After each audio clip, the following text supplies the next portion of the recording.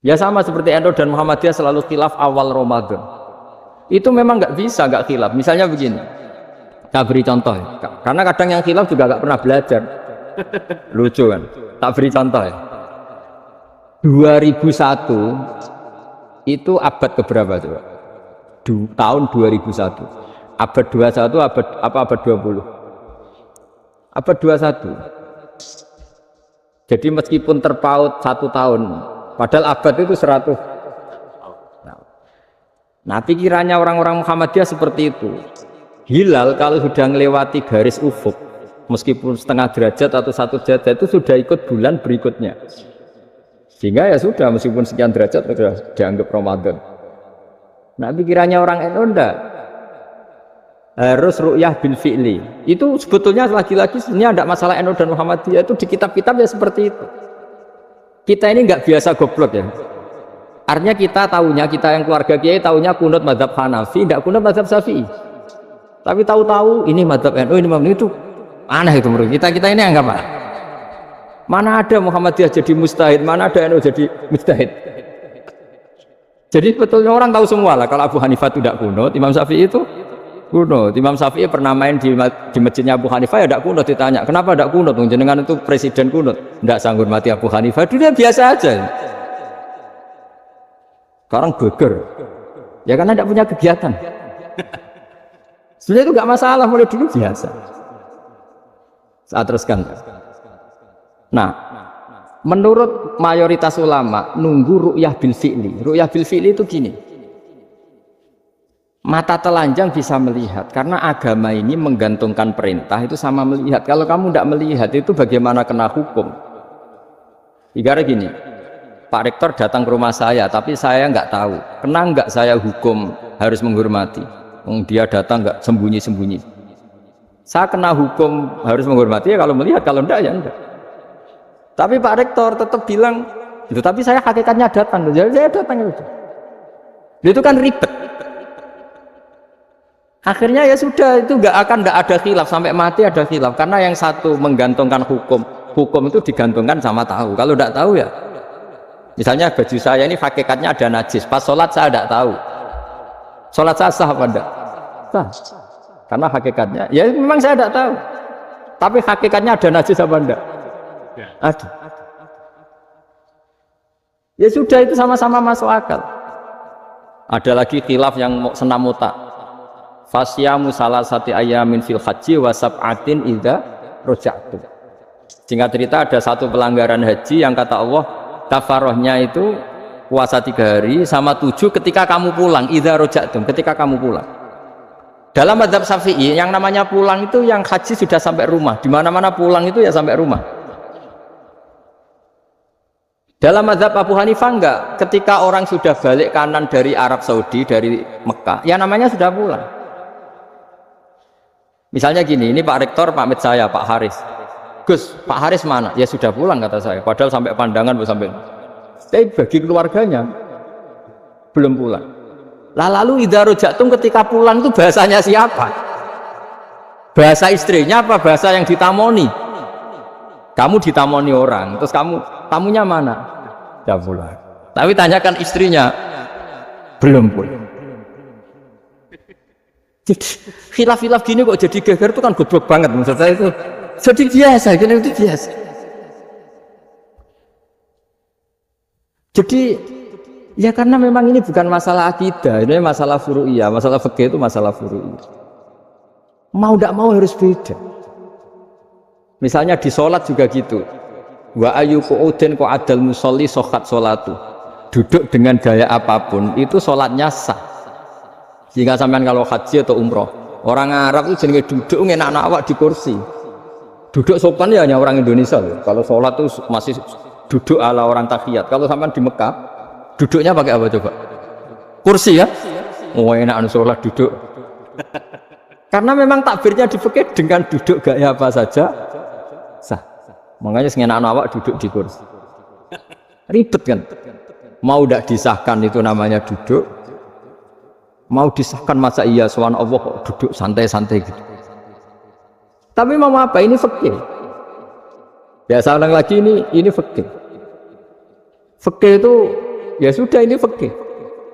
Makanya kalau ulama berdebat, misalnya Abu Hanifah berpendapat sholat itu wajib baca Fatihah apa asal Quran. Dalam mainstreamnya ya Fatihah, karena la sholat lima lam yakro bi Fatihatil kitab. Tapi cara Abu Hanifah enggak. Faqra'u ma tayassara minal Quran, bacalah apa saja yang mudah bagi kamu, asal itu Quran. Mungkin gak gending Jawa, gak nyanyi lagi. Ya sudah, mau apa coba? Jadi ya susah memang kalau fikih itu ya sudah seperti itu. Ada lagi yang masih ekstrim, misalnya yang namanya menyembelih hewan itu gimana coba? Dari hidup ke mati, apa pasti mati disembelih? Cara mazhab Imam Syafi'i yang namanya menyembelih itu penyembelian harus menjadi sebab kematian. Itu yang sah. Karena lagi penyembelian menjadi sebab kematian yang syar'i. Sehingga beliau mensyaratkan hewan yang disembelih ini masih punya hayatun mustaqirrah, punya kehidupan yang normal. Sehingga kalau nggak disembelih ya hidup. Sehingga kalau ada hewan ketabrak truk kejet-kejet, mesti mati ini buat sembelih. Itu nggak sah, karena nggak usah disembelih ya wes mati kan. Karena ini hanya nunggu koordinasi Israel kan, dia kejet-kejet itu kan prosedur itu. Tapi tidak disembelih pun. Tapi cara mazhab Malik enggak. Pokoknya anggere jek duwe nyawa jenenge kewan urip. Dengan kamu sembelih berarti matine mergo mbok sembelih. Meskipun nanti ya enggak usah disembelih ya mati. Coba hitung secara ilmu matematika. Kalau enggak disembelih hidupnya 5 menit. Gara-gara kamu sembelih hidupnya langsung mati. Terus dia matinya, cara di persidangan matinya disebabkan apa? Disebabkan disembelih apa kecelakaan? Loh, debat toh kamu. Sama-sama UMM aja debat.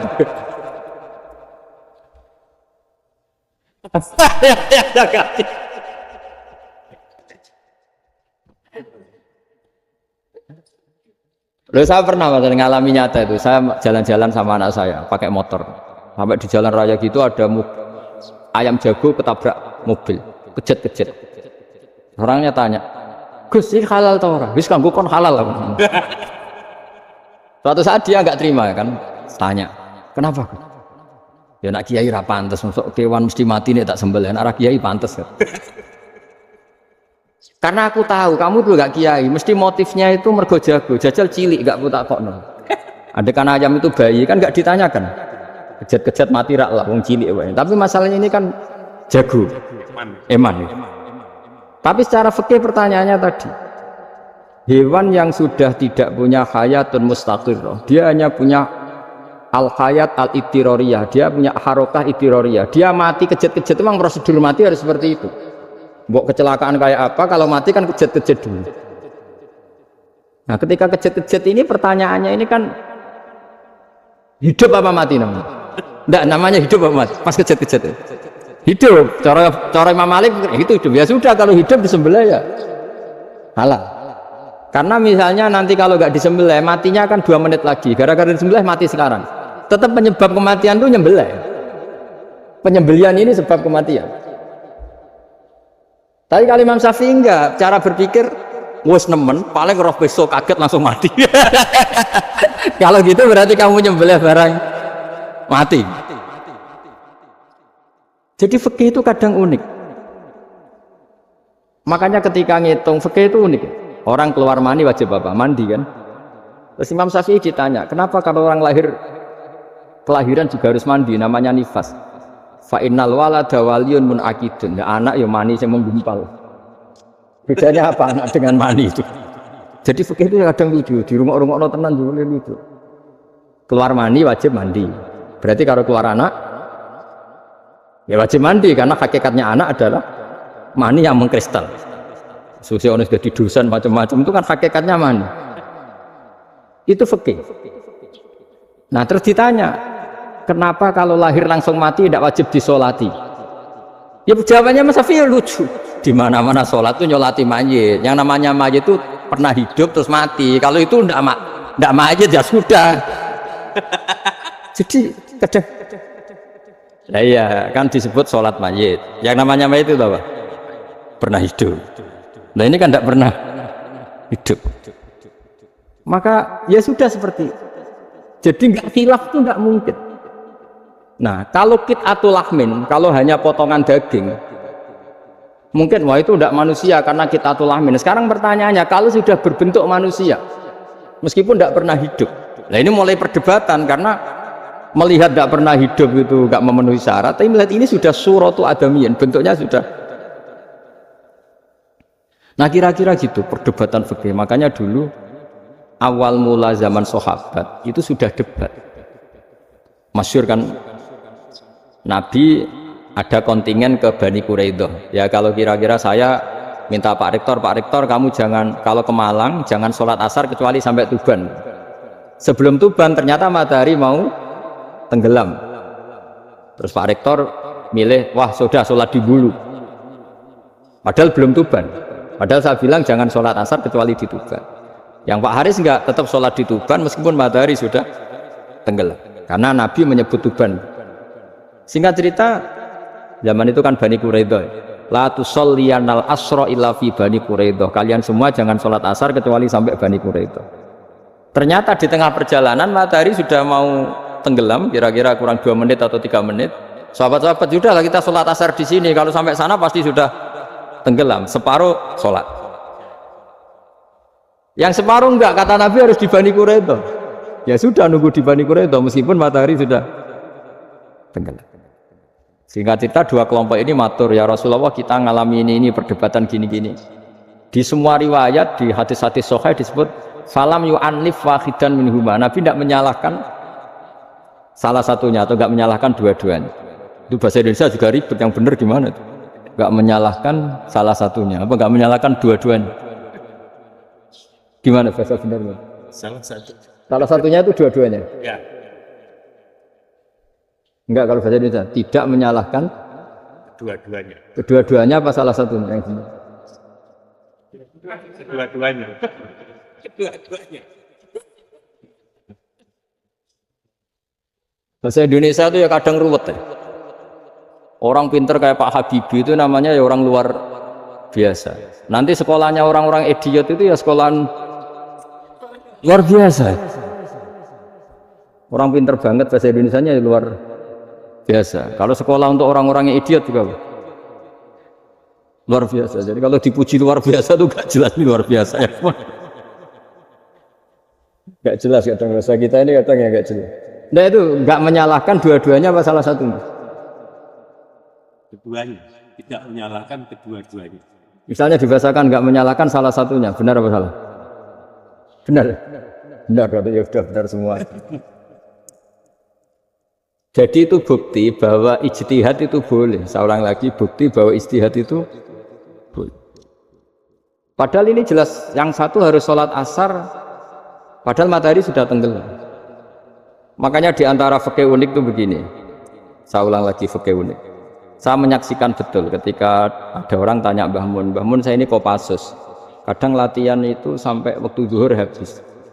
Saya harus bagaimana? Gayanya Mbah Mun itu unik.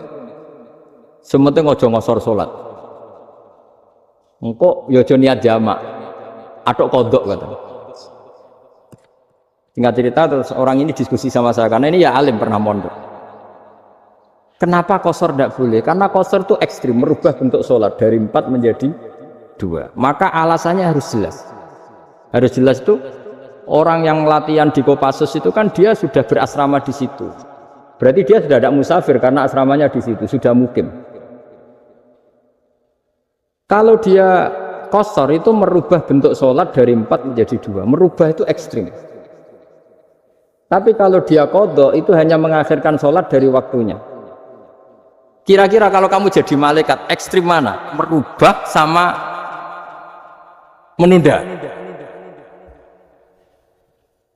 Ekstrim merubah kan? Karena 4 menjadi 2. Terus ojo jamak takdim tapi jamak takhir. Itu juga penting. Bagi pengkaji fikih itu penting. Kalau jamak takhir itu salah-salah sidik ora pati popo. Kenapa? Kan mirip duhur qadha. Kalau jamak takhir kan. Tapi kalau jamak takdim asar kok di waktu duhur, ekstrim mana? Perubahan takhir sama takdim itu ekstrim mana? Ekstrim takdim karena melakukan sesuatu belum waktunya. belum waktunya. Jadi itu memang, ya memang tadi kajian-kajian fikih itu memang unik. Karena bagi ahlinya, saya ulang lagi, tapi ini saya ulang lagi bagi ahlinya. Makanya ketika Nabi menjamak sholat ketika nusuk, ketika haji itu kata Imam Syafi'i lis safar, karena Nabi pergi jauh karena rumahnya Medina. Tapi resikonya fatwa itu adalah orang Mekah nggak boleh jamak karena kawasannya nggak sampai 90 kilo lah kalau sekarang mungkin. Tapi kalau tahu Imam Malik nggak, jalin nusuk, sehingga orang Mekah pun yang haji ya boleh jamak, karena alasan jamaknya karena nusuk, karena haji, bukan karena jarak. Terus diteruskan lagi, kalau karena pergi boleh jamak, memangnya pergi itu kenapa? Karena repot. Nah, itu masalah kan, mbak Sakoh. Nah, terus mulai ada orang-orang yang ngawur kan, resepsi jamak, ribet. Wes resepsi duit utangan kan capek. Wah itu sudah jamak. Ribet kan. Jadi kalau sudah illatul hukmi itu sudah mesti bikin masalah. Kalau sudah illatul hukmi itu pasti bikin masalah. Nah, pertanyaannya, jamak itu masih gampang karena bentuknya sholat masih 4. Yang ekstrim kalau qasar karena bentuk sholat 4 menjadi 2. Maka kata Mbah Mun pesennya, nak kue ra mesti bener, jika alasan itu tidak mesti benarnya. Pokoknya sementing tidak qasar. Juga tidak jamak takdim karena qasar ini kan merubah bentuk sholat kan ekstrim. Jamak takdim juga ekstrim karena mendahulukan sholat sebelum waktunya. Kalau jamak takhir kan biasa, kalaupun salah kan mirip kodok. Ya mirip kodok biasa kan. Nah ini saya cerita, jadi fikih itu bagi ahlinya itu memang punya konsekuensi yang seperti itu.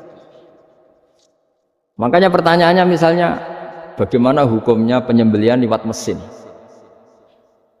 Ya, ribet kan? Bagaimana nyembelih dari apa ini? Belakang. Saya baca di kitab-kitab nyembelih dari belakang itu ya hukumnya tetap boleh asal apa itu hulkum dan mari itu terpotong. Tapi pertanyaannya, jangan-jangan ayamnya sudah kaget dulu karena uratnya ini. Makanya perlu ditanya ahli medis, lah uratnya tercabut ini jangan-jangan sudah berstatus mati. Kan potensi ketika dipotong dari sini, potensi sudah berstatus mati. Makanya, nah kalau misalnya menyembelih dengan dibocok, itu langsung mati juga. Itu tetap ada dokhtoh, dalam bahasa fikih dokhtoh. Dia terkaget, gitu, ada dokhtoh karena nggak bisa bernafas terus mati. Berarti kelangsungannya bangkai. Jadi orang yang pengkaji fikih itu ya seperti itu, memang itu yang ditekuni. Tapi kita sebagai orang awam ya tadi, nak sing kecelakaan itu wedhus, tak ayam jago ngeman, tapi nak pitik cilik ikhlas.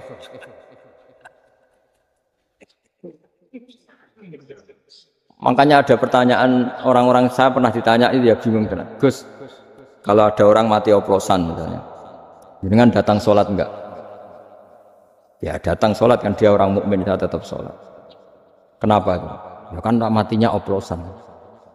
Tapi andaikan tokoh yang mati, kamu sholat enggak? Ya sholat kan dia tokoh. Jadi ribet. Fikih itu ribet. Makanya Imam Nawawi nanti ngendikan gini. Ada orang ngundang Nabi, ya Rasulullah, saya mohon nyolati ini. Nabi tanya, punya utang enggak? Punya. Nabi, saya enggak mau nyolati mayit yang punya utang. Ada sahabat datang, ya Rasulullah, utang itu tak ambil alih kami. Berarti dia sudah tidak punya utang. Terus Nabi kerso nyolati. Pertanyaannya, utang itu hal yang boleh. Saya ulang lagi, utang itu hal yang boleh. Tapi kenapa Nabi se-ekstrim itu? Tapi ketika Nabi mau kondur itu ngendikan gini, ini PR ya bagi UMM, ini PR ya. Nabi sebelum kondur bilang gini, sallu ala sahibikum. Jong, saya tidak nyolati ini, tapi tolong ini disolati. Terus kata Imam Nawawi, dianalogikan atau dikiaskan siapapun pelaku dosa besar atau mati dalam keadaan tidak benar, misalnya pas dugem mati, pas oplosan mati, itu sebaiknya tokoh-tokoh itu enggak nyolati karena nanti dianggap penghormatan. Misalnya ketua PP Muhammadiyah, rektor nyolati wong mati oplosan, kan keren. Mati oplosan disolati rektor. Ya sudah, tapi kalau nggak disolati nanti ada tradisi yang keliru, yaitu janazatul muslim tidak ngalami disolati. Padahal siapapun yang muslim, janazahnya harus disolati. Makanya setengah-tengah, ya rasa rektor lah, bu satpam, bu satpam, kudu tetap ada yang sholat. Itu kata Imam Nawawi. Jadi ketika ada orang mati nggak benar, itu sebaiknya tokoh-tokohnya nggak ikut nyolati, tapi awamun nas, orang kebanyakan ikut sholat. Jadi fikih itu agak jadi, karena tadi ketika tokoh ini nyolati, pertanyaannya bedanya apa mbek sing mati ning masjid mbek mati oplosan? Karena sama-sama semua orang nyolati, kan tidak ada sanksi sosial gitu. Tapi ketika nggak disolatkan sama sekali, wah lebih parah lagi. Ini ada janazatul muslim tidak disolati. Sehingga kata Imam Nawawi, ini hebatnya Nabi tengah-tengah. Jadi Nabi kundur, jong saya ada nyolati, tapi shollu ala sahibikum. Ya tapi ini kamu harus nyolati. Kata Imam Nawawi, orang yang mati bunuh diri, orang yang mati oplosan, orang mati secara nggak benar itu asal dia muslim tetap wajib disolati, karena sholat ini hakul muslim. Kan seorang muslim diantara haknya apa? Ketika mati dikafani, dimandikan, disolat. Tapi ini masalahnya matinya pas murtakibul kabiroh, pas melakukan dosa besar, dan itu sebab kematiannya. Kalau dia oplosan, kan sebab matinya ya karena oplosan. Ya kan terus ribet. Mau disolati oleh, apalagi misalnya kita ketua ulama, udah terkenal wali, wah keren, mati oplosan itu disolati wali, kan ribet kan. Nanti yang repot malaikatnya. Itu ya, ini yang nggak kata bahaya. Saya pernah baca kitab itu yang repot malaikat. Itu ada yang bilang gini, orang yang punya hutang itu pasti nanti hisabnya berat, diaudit malaikat sampai bisa nyaur hutangnya. Sementara malaikat kena konstitusi, kalau Nabi mendoakan harus mustajab. Ini kan ada dua hukum yang berlawanan. Sekali Nabi berdoa Allahumma maghfir lahu warhamhu, itu harus dituruti malaikat. Nggak boleh doanya Nabi nggak dituruti malaikat. Sementara aturan Islam juga harus dituruti, bahwa orang yang punya hutang harus tersandra oleh hutang. Tapi nak sing dunia Pak Haris kan gak TN. Gak ngefek gitu. Jadi misalnya Pak Haris dungo sampai nangis semua maghfir lahu, gak ngefek. Malaikat gak itu, gak sudah Ustaz. Tapi kalau Nabi yang berdoa kan harus dituruti. Ini masalahnya kan ini. Nah kalau diturutin berarti hutangnya harus bebas. Padahal secara aturan harus tersandra karena punya hutang. Dan nanti sama kalau yang mati oplosan ini yang doain wali sampai Allah maghfir lahu, doanya wali kan harus terkabul. Sementara secara hukum dia harus kena sanksi karena oplosan tadi. Daripada ngerepotno malaikat, sudahlah wali-wali ini tidak usah ikut nyolatin. Yang nyolati ya orang-orang nggak jelas ini, sehingga kan malaikat kan santai aja kalau mau nyiksa. Loh, tapi kan sudah didoain, nggak ngefek. Doanya orang-orang nggak penting. Itu ada tuh di sarah Muslim itu. Di sarah Muslim di bab ketika Nabi ngintikan babu qauli Rasulullah sallallahu alaihi wasallam shallu ala sahibikum. Jadi belajar fikih itu asik. Karena tadi harus dipelajari. Kalau enggak, ilmu ini hilang. Terus nanti takutnya lagi ilmu fikih itu direduksi sosial. Terus misalnya gini, pepe wong cilik wae kiai-kiai ra gelem nyolati. Orang melihatnya ini karena yang oplosan wong cilik melarat ra disolati. Jajal bupati ya disolati, mergo amplopnya gede-gede kan terus ruwet kalau dianalisis itu kan. Makanya kenapa saya harus ngomong fikih, supaya semuanya itu gak didudukkan urusan sosial itu. Nah kalau semuanya didudukkan sosial kan sentimennya sentimen sosial, ribet. Padahal yang sering mati oplosan itu kan wong cilik gitu loh, karena tadi kalau wong sugih kan pakai whisky yang mahal yang insya Allah tidak mati kan gitu. Yang mati kan ya mergo virtus macam-macam itu kan. Artinya ini kalau nggak diterangkan secara fikih, kiai-kiai yang nggak datang dikira masalah sosial kan. PP salam tempel era gede terus nggak datang kan, terus jadi ribet. Ya makanya ini lewat pengajian ini supaya sampean lebih tahu ya bahwa khazanah Islam ini kata beberapa ulama kafatal linnas, maknanya semuanya, sehingga Allah akan mentakdirkan kajian Islam akan ada di seluruh dunia. Jadi kenapa IAIN marak di Indonesia, UMM, Universitas NU buat, karena agama ini kafatal linnas, tidak miliknya orang Arab tapi milik semua. Orang alimnya juga gitu. Ketika ada liga alim seluruh dunia, itu orang Indonesia, orang Afrika, ya selalu ada orang alim yang kelas dunia. Seperti dulu ada Imam Bukhari, itu as-sakhul kutub ba'da kitabillah, kitab terbaik setelah Quran itu Bukhari, padahal dikarang oleh orang Uzbek. Kata siapa? Islam As-Sofyan, ada orang Arab ngakui kalau kitab paling sahih itu Bukhari. Mekah Madinah pun ngakui kalau kitab paling sahih Bukhari, padahal pengarangnya ada orang Arab. Orang mana? Uzbek. Imam Ghazali yang diakui seluruh dunia itu Atos itu ikut Persia, juga bukan orang Arab. Sibawayh ini orang Persia. Nah, ini yang belum ada orang Malang ini, tinggal PR ini. Ya, nyusul ya. Ya, saya kira demikian. Assalamualaikum warahmatullahi wabarakatuh.